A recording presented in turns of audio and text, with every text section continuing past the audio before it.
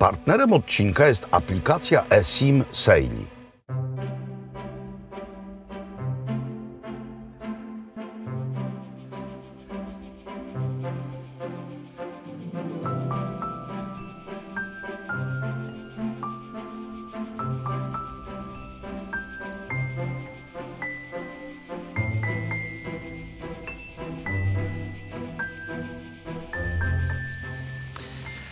Szanowni Państwo, moi drodzy, dzień dobry. Piękny poranek, dość rzeźki. W nocy spadł deszcz, który oczyścił powietrze, więc jest ciepło, ale nie potwornie gorąco. Zatem idealny moment, żeby ruszyć na wycieczkę. Ta droga przez Pelieszac będzie nas prowadziła w stronę innych fragmentów Dalmacji, a potem w stronę Bośni, Hercegowiny i Czarnogóry. Nasz plan wycieczkowy jest dość luźny. Tak naprawdę wiemy tylko, że jedziemy przed siebie, by pokazać Wam bałkański miks. No ale na sam początek wydaje mi się, że nie od rzeczy jest zawiesić oko na tym pięknie tu. Przypomnieć również fragment martyrologii dawnej Jugosławii i Półwyspu. Tutaj mamy dawny pomnik poświęcony partyzantom i ich chwale. No i tutaj jest wszystko, czyli wkroczenie Włochów. Włosi rozstrzeliwują ludzi. Tutaj Włosi się poddają. Jaka akustyka niezwykła, zobaczcie. Włoch, żołnierz włoski trzymany za gardło. Potem wkraczają Niemcy. No i w końcu ci Niemcy przegrywają. Tutaj SS podnosi ręce do góry. No i zwycięstwo. Do tego mamy ślady historii, jak myślę, nie za bardzo odległej. Ktoś to pojechał z broni. Tu są ślady po kulach. To pewnie ktoś w euforii albo, no raczej tak, bo akurat w tej części Półwyspu wojny domowej jugosłowiańskiej nie było. No więc dobra, martyrologia, piękno przyrody, tam nasz samochód, droga i naprzód.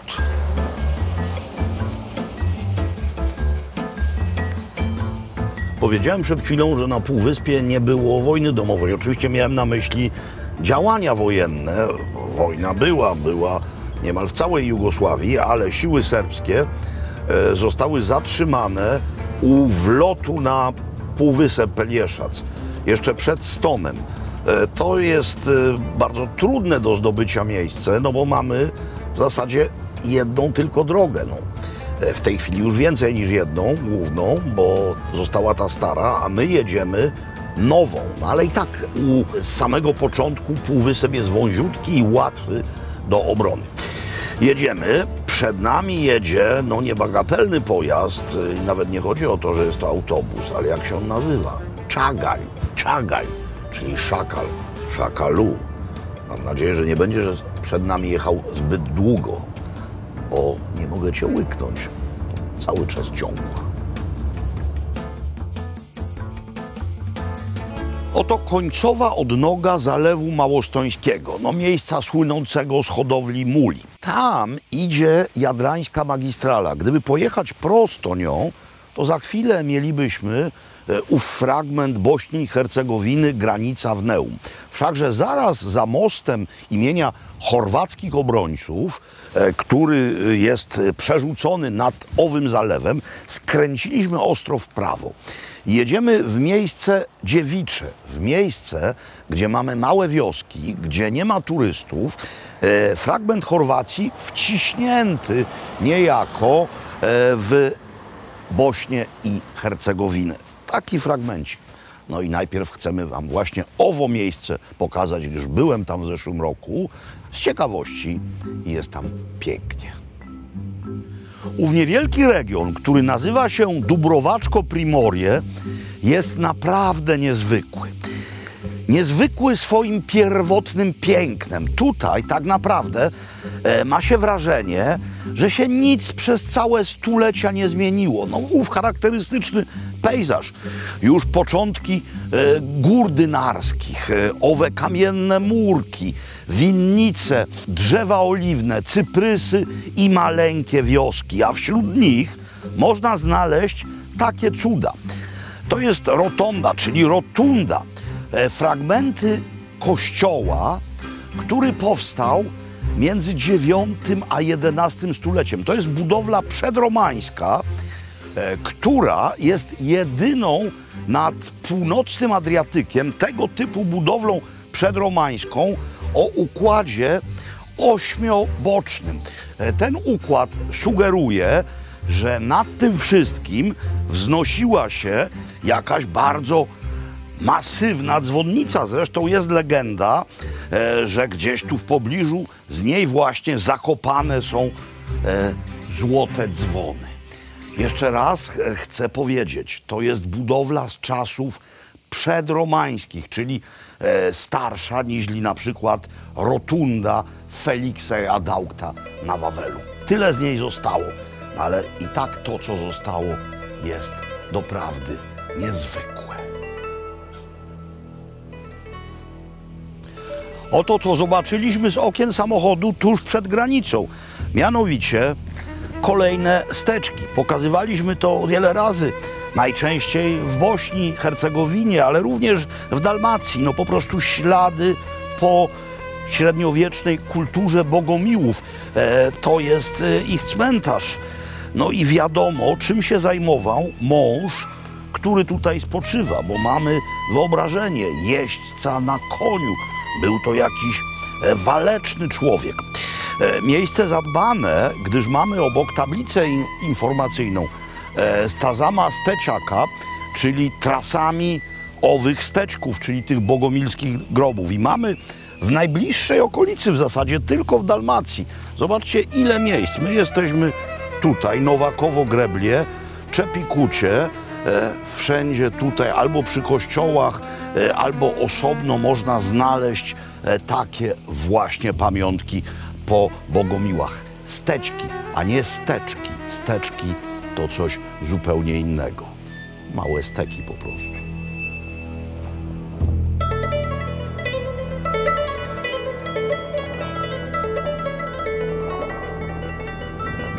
Wjechaliśmy w Popowo Polje, czyli ową płaską przestrzeń pomiędzy górami. No i widzicie, to jest coś, co się wydarzyło w nocy. Pożar. Czytałem w internecie. W nocy była burza, u nas też, tu też. Uderzył piorun w zbocze niezamieszkałe i zapaliła się ta roślinność wysuszona, ta śródziemnomorska makia. Podobno sytuacja jest już o tyle pod kontrolą, że pożar nie zagraża żadnym domostwom, ale wieje bardzo silny wiatr. No i w związku z tym ten pożar jeszcze nie jest ugaszony. No to jest zmora nie tylko tych okolic, letnie pożary. Jesteśmy w miejscu, gdzie dominuje już etnos serbski. No i pragnę odpowiedzieć tutaj króciutko na wasze liczne pytania. Mianowicie, panie Robercie, a kiedy Serbia jako taka, bo to, że tu mieszkają Serbowie, to prawda, ale to już jest tylko początek Republiki Serbskiej w Bośni. No więc Serbia będzie jako osobny temat. Planujemy jesienną wyprawę do Serbii. A teraz wracamy na główną drogę i jedziemy przez miasto Trebinie.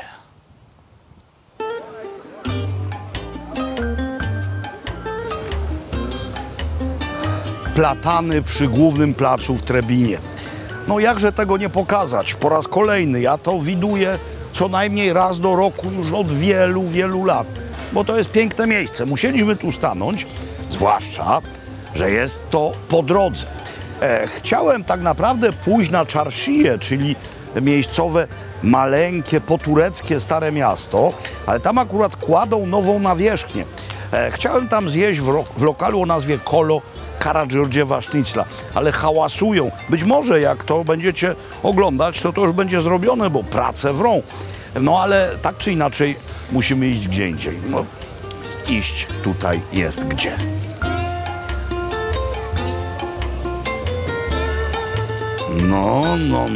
No. Wygląda na to, że propozycja restauracji Kolo została całkowicie przebita. Licytują tu niezwykle wysoko. No, co ja tu chciałem zjeść w Trebinie? Chciałem zjeść Karadziordziewa Sznicla, czyli coś, czego nie ma w Dalmacji, nie ma w Chorwacji, a nawet nie ma tego tam w Hercegowinie, gdzie nie ma etnosu serbskiego. Tu jest, no więc jest. Ów jakże niedietetyczny i jakże wspaniały kotlet, rozbite cienko mięso, albo wieprzowe, albo cielęce, w środku mnóstwo kajmaku, no i smażenie w głębokim tłuszczu i domowe fryty i sałata szopska. No i rzeczywiście Karagiordziewa w Kolo było takie. Pokazywaliśmy wam je, ale tu są dwa. Hotel Platani, bardzo zasłużone miejsce. Spała tu na przykład Monika Bellucci, jak kręcili tu film Na Mlecznej Drodze, Kusturicy. Ale nigdy tutaj nie jadłem, chociaż też tu spałem, znaczy jadłem śniadanie, ale nigdy nie jadłem obiadu ani kolacji, bo menu mi się wydawało takie międzynarodowe, wiecie, sos z zielonego pieprzu, bewsztyk, ryby. No ale mają też Karagiordziewa i jak się okazało, że nie idziemy do Czarszyi, to zrobiliśmy szybciutki internetowy rekonesansik i wynikało z tego, że to są najlepsze Karagiordziewa w całym mieście, a na pewno jedne z najlepszych, a mają to niemal wszyscy. Zobaczcie, kajmakowa eksplozja. O, kajmakowa eksplozja, jest tu kajmaku mnóstwo, opanierowane idealnie, suchutkie, można by jak w Wiedniu na tym usiąść, nie zostawiłoby śladu na spodniach. Mówię o Wienersznyclu oczywiście, chociaż w Wiedniu, w restauracjach serbskich również Karagiordziewa podają. Precz z dietą.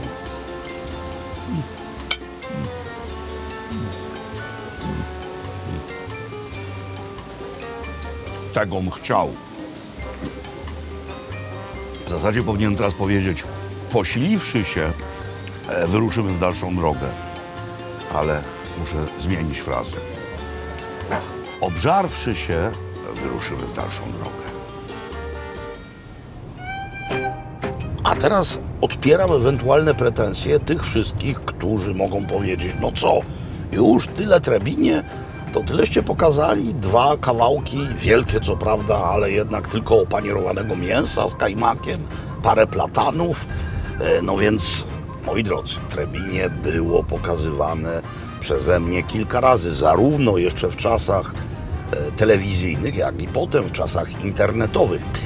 I przypominam, a zarazem odsyłam do tych YouTube'owych programów wcześniejszych. Jest tu co oglądać. Stary, piękny most turecki Arslangicia. Maleńka, ale niezwykle piękna Czarszija. Jest austro-węgierska dawna poczta, również poczta Gołębia.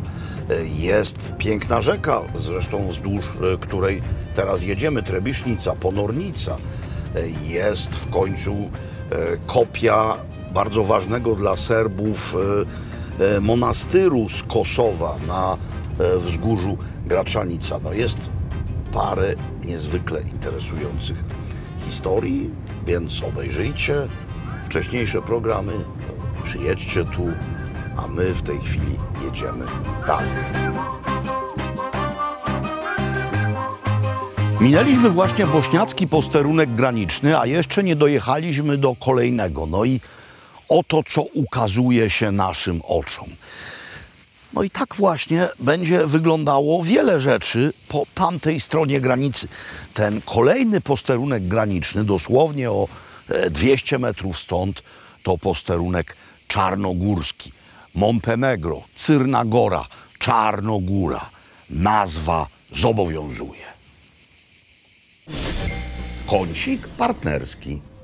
Partnerem niniejszego odcinka jest aplikacja eSIM Sail. To narzędzie stworzone do najdalszych nawet podróży. Z ową aplikacją otrzymujecie dostęp do pakietów internetowych w 200 miejscach przeróżnych na całym świecie. Możecie wykupić potrzebny wam pakiet jeszcze przed wyjazdem, żeby przybywszy na miejsce nie szukać nerwowo budki sprzedającej lokalne karty SIM albo by nie korzystać z miejscowego roamingu. Możecie też wykupić pakiet globalny. Wówczas to, podróżując nawet po całym świecie, Sail będzie automatycznie przełączać się na miejscowe karty eSIM. Sejli ma wbudowaną blokadę reklam, co pozwala zaoszczędzić do 30% internetowych danych, które odbieramy, mając na miejscu włączony ów pakiet. Z kodem Makłowicz otrzymacie 15% zniżki na pakiet, który potrzebujecie. Szczegóły w opisie filmu. Koniec kącika partnerskiego.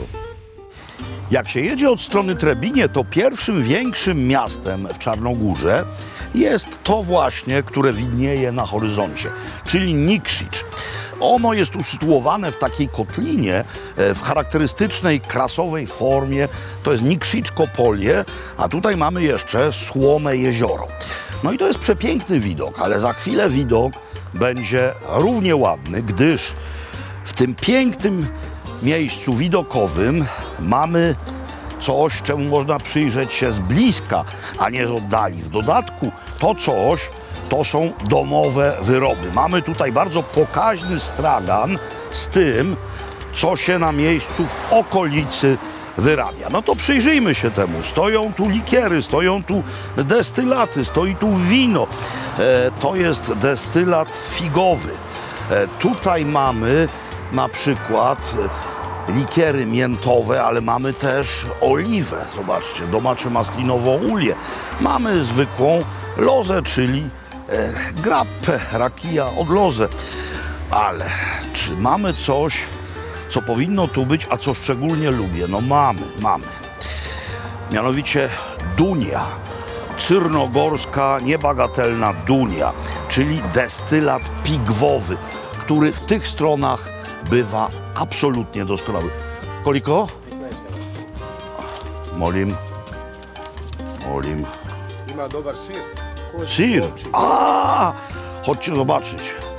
Nie zauważyłem tego, bo jest w cieniu. Mnóstwo sera krowiego, owczego, kiełbasy, ser w oliwie i w oleju. Dobro, padł mi od razu. Widzicie, to jest właśnie to. Pan od razu daje spróbować. Owoje krawni i owczy. Koza. Jeszcze koza.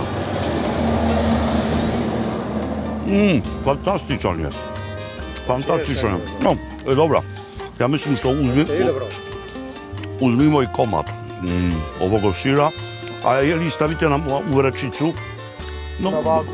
Ne, a na vagu, dobro, ali to no. Ovo su trave, ovo je normalno. Da, ne, ja pričam o tom što no toliko koliko je ovdje, no, ovi komad. Malo veći komad. Ne, to je ten je okej. Dobra, będzie i ser. Widzicie, nawet w wysokich górach pustych przeżyjemy. Jest ser, jest dunia. A, kobasa je tako.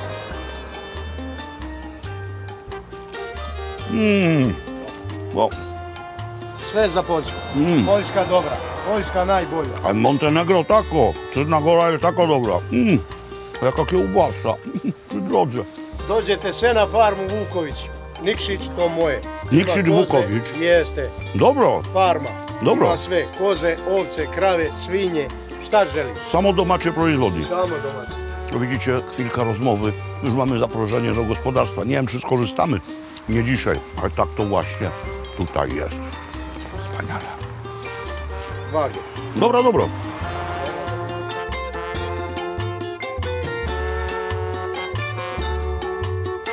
Po kaloriach ze sznycla, a nawet sznycli, po kaloriach z dubletu sznyclowego nie zostało już ani śladu, ponieważ minęliśmy przynajmniej na razie Nikšić i udajemy się do monastyru Ostrog. Już sama droga autem sprawia, że człowiek widząc to, co ma wokół siebie, się poci. Również troszeczkę ze strachu, ale nie da się do samego monastyru dojechać samochodem. Trzeba tam wyjść i nie jest to proste, choć ze względów dietetyczno-zdrowotnych być może nawet wskazane, zważywszy na nasz obiad. Podobno jeszcze z 7 minut.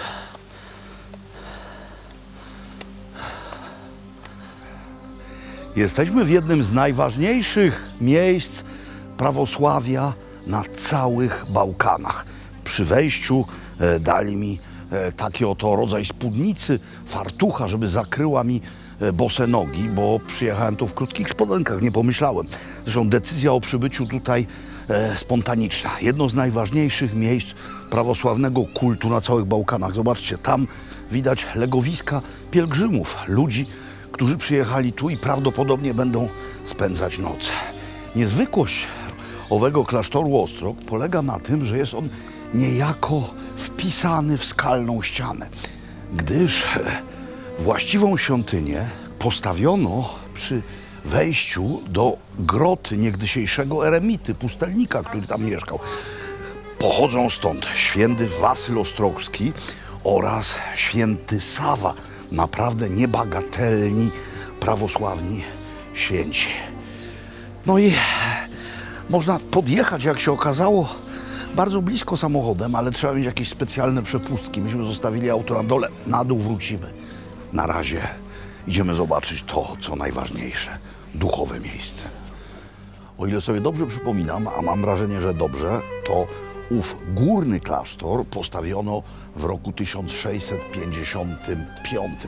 Tak, górny, bo jest też dolny, to stamtąd właśnie szliśmy per pedes. Tam jest ogólnodostępny parking. W 1657, zdaje się, pokryto to freskami, no i przetrwało tak do naszych czasów, mimo okupacji tureckiej.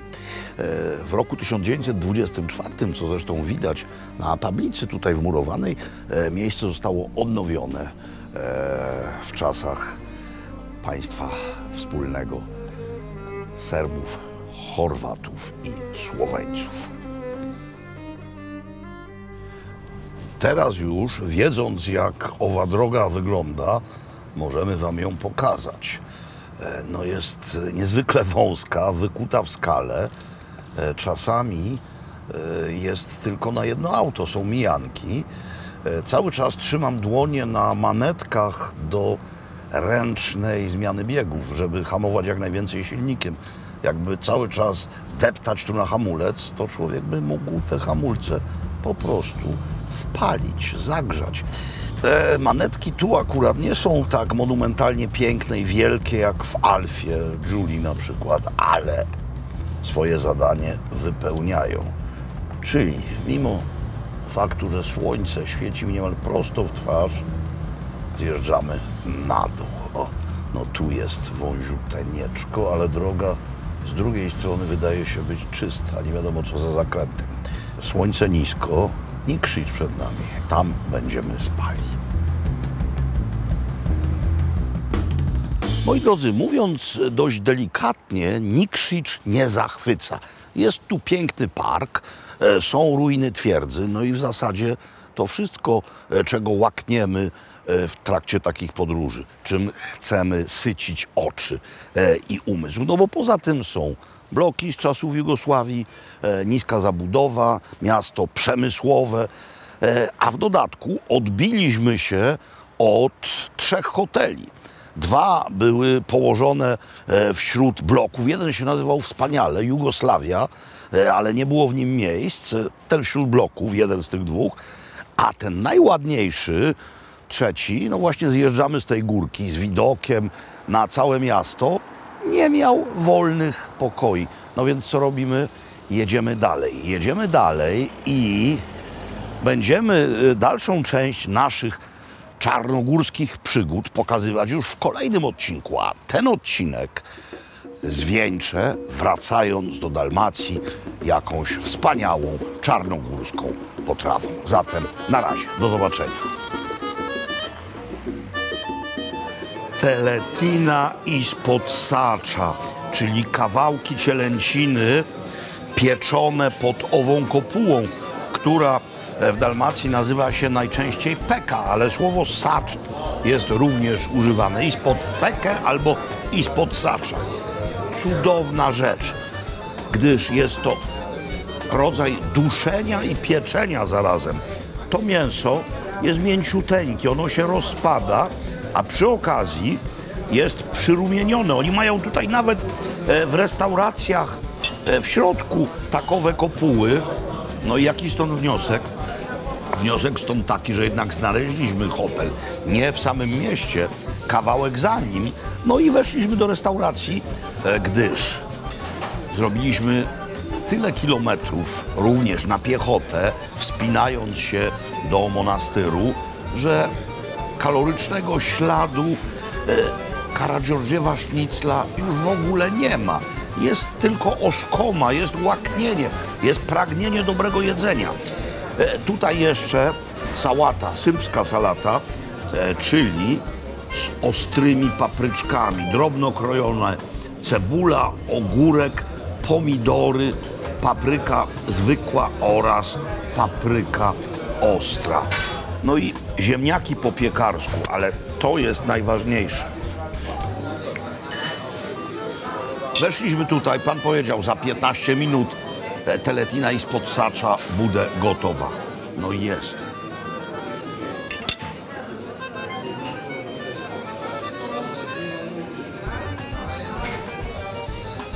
Pierwotna historia, doskonała jakość mięsa, sól, pieprz i tyle.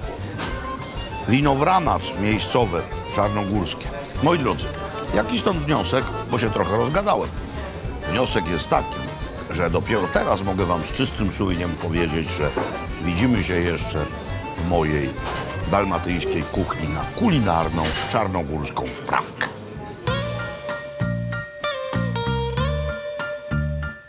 W całej dawnej Jugosławii, również w Czarnogórze, ale też generalnie na Bałkanach, na Węgrzech, w Polsce również, znamy danie, które nazywa się faszerowane papryki. Tutaj mówi się na to puniene paprikę. No i właśnie owo danie zrobię. Widziałem je w Czarnogórze w wielu miejscach, w kartach restauracyjnych. To jest danie letnie i zrobię je w wersji czarnogórskiej. Bardzo prosta rzecz. Zaczynamy od podgrzania na patelni pancety. Wędzony, surowy boczek w naszym wydaniu. Tutaj to się nazywa panceta, pokrojona w drobną kosteczkę i ona teraz musi złapać temperaturę. I to jest pierwsza rzecz. A w drugim naczyniu mam pomidory. Latoś pomidory również w naszym ogródku obrodziły niezwykle. No i to są częściowo z tego ogródka pomidory. Można to zrobić na dwa sposoby, bo będę osobno robił sos pomidorowy. Czyli można po prostu pokroić pomidory ze skórką, a potem ten sos przetrzeć, ale ja obrałem je ze skórki. Można je też sparzyć, jak się nie ma specjalnego nożyka do obierania pomidorów. I teraz te pomidory muszą się rozpaść. Zatem, żeby wyszła woda z nich szybciej, to trzeba tutaj dodać od razu trochę soli. Jak wiadomo, sól wyciąga wodę. Dodam tutaj trochę oliwy, naprawdę troszkę oliwy. Dodam tu rozmaryn i liście laurowe. Ten sos będzie taki śródziemnomorski w stylu, ale Czarnogóra to jest przecież właśnie połączenie kuchni górskiej i kuchni śródziemnomorskiej nad Adriatykiem. Więc teraz pod tym gaz niewielki, a tutaj panceta się podgrzewa, na niej będzie podsmażana, drobno posiekana cebula. Cebula podrumieniona, panceta również, teraz to się musi znaleźć w tej misce. W tej misce jest mięso wołowo-wieprzowe, mielone. Jak mam te garnki, to już w ogóle nie muszę chodzić na siłownię. Dobra, wiem, powinienem to w waszą stronę teraz przechylić, żebyście widzieli, ale nie jest to zadanie łatwe, gdyż jest to bardzo ciężkie. Razem z tym, co się wytopiło, bo to wszystko nada owemu nadzieniu odpowiednią konsystencję. Uj, dobra. Dobra, to jest tak, zaraz wybiorę resztę. Tutaj się dzieje dobrze. Dobra, niech patelnia przestygnie, będę to potem wybierał. Kolejne składniki nadzienia. Papryka w proszku, tej nie żałować, słodka, ryż. Wstępnie go podgotowałem, jest tego ryżu za dużo, ale to nic, mam tyle pomidorów, że on będzie idealnie pasował do domowej zupy pomidorowej. Akurat jeśli chodzi o zupę pomidorową, to ja wolę zupę pomidorową z ryżem niż z makaronem. Nie, z ryżem, ewentualnie z lanymi kluseczkami. Sól, pieprz, dużo pieprzu, jajko i wszystko za chwilę będzie ręcznie wyrabiane.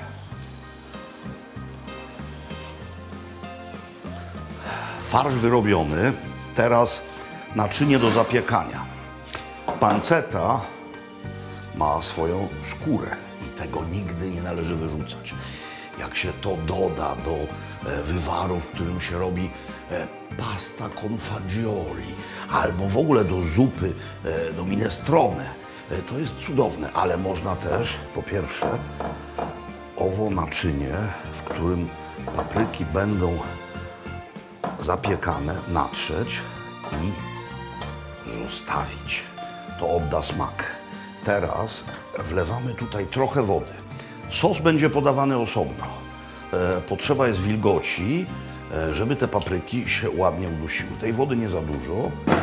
No i teraz już po prostu niezwykle prosta rzecz. Łyżka metalowa, łapa i nadziewamy każdą paprykę.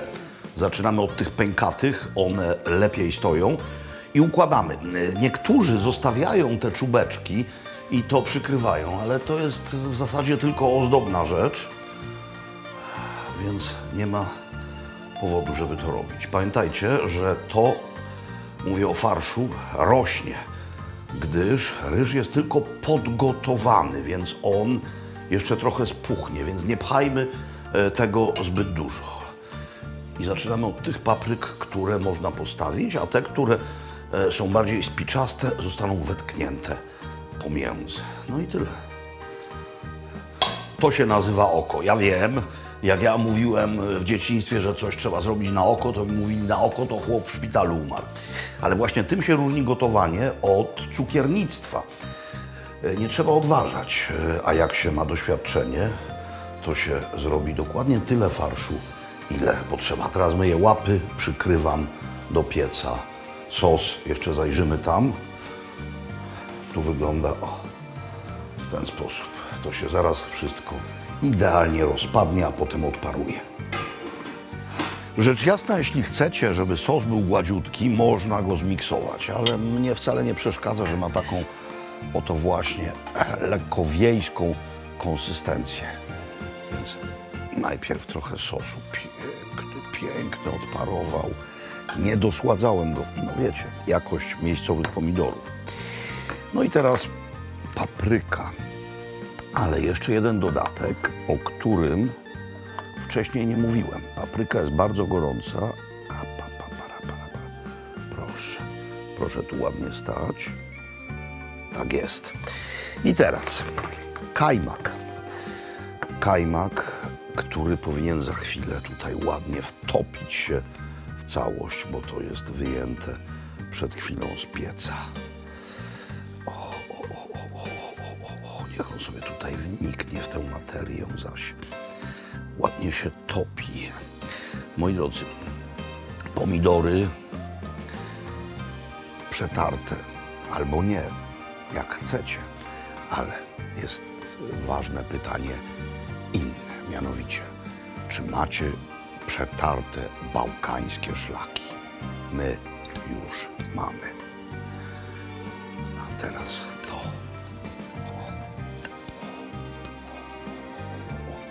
Kajmak.